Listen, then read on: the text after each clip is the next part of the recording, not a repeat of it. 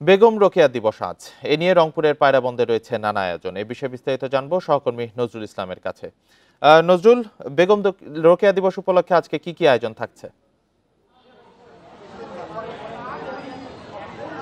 দেখুন, আসলে সারাদিন ব্যাপী কিন্তু আয়োজন রয়েছে, অর্থাৎ বিভিন্ন কর্মসূচি হাতে নিয়েছে। 3 দিনে কিন্তু মেলা রয়েছে। আপনি যদি একটু দেখাই যে এটি কিন্তু বেগম রোকেয়ার বাড়ি রয়েছিল। এই বাড়িতে কিন্তু এখন আর কিছুই নাই, একদম পুরো বাড়িতে ইটের খড় ছাড়া আর কোনো কিছুই আপনি দেখতে পাবেন না। শুধু 9 ডিসেম্বর আসলেই কিন্তু তাদের যে ধোয়া মশা চলে, এখানকার যারা লোক রয়েছেন, যারা এইখানকার সাধারণ সম্পাদক রয়েছেন, তাদের দাবিটা হচ্ছে যে প্রতি বছরেই কিন্তু তারা দেখে আসছেন যে যেদিনেই বেগম রোকেয়ার তারিখ আসে, অর্থাৎ 9 ডিসেম্বর থেকে 11 ডিসেম্বর পর্যন্ত কিন্তু তাদের যে প্রোগ্রামগুলো কিন্তু প্রশাসনের পক্ষ থেকে কিন্তু ঘটা করে তারা পালন করে, আর বাকি দিন কিন্তু আগের মতোই পড়ে থাকে। তাদের দাবিটা হচ্ছে যে 350 বিঘা যে জমি রয়েছে, এই 350 বিঘা কিন্তু জমি এখনও বেদখল রয়েছে, প্রভাবশালীদের দখলে। তারা কিন্তু এটি উদ্ধার করতে পারছেন না। এবার জেলা প্রশাসকের পক্ষ থেকে তারা বলছেন যে যদি 350 বিঘা জমি তাদের কোনো কাগজপত্র থেকে থাকে, তাহলে তারা এটি কিন্তু অধিগ্রহণে তারা যাবেন, এবং বলছেন যে তারা এটি যারা দখল করছেন সে দখল মুক্ত করার চিন্তা ভাবনা করছেন। আর দেহবাস আনার একটা বিষয় রয়েছে কলকাতা থেকে, সেটি কিন্তু এখন পর্যন্ত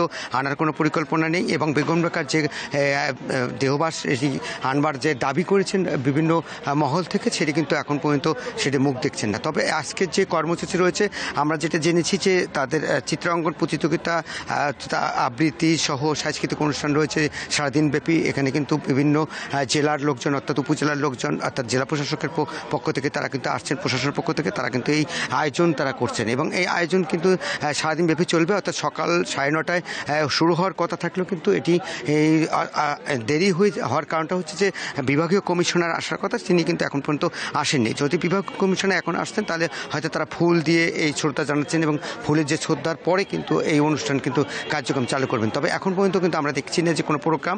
তবে যারা আসছেন আয়োজক, তারা বলছেন যে কিছুক্ষণের মধ্যে এই প্রোগ্রাম শুরু হবে, অর্থাৎ তাদের যে কর্মসূচি সারাদিনব্যাপী সেটি শুরু করবেন। রংপুর থেকে বেগম রোকেয়া দিবসের আয়োজন নিয়ে জানাচ্ছিলেন সহকর্মী নজরুল ইসলাম।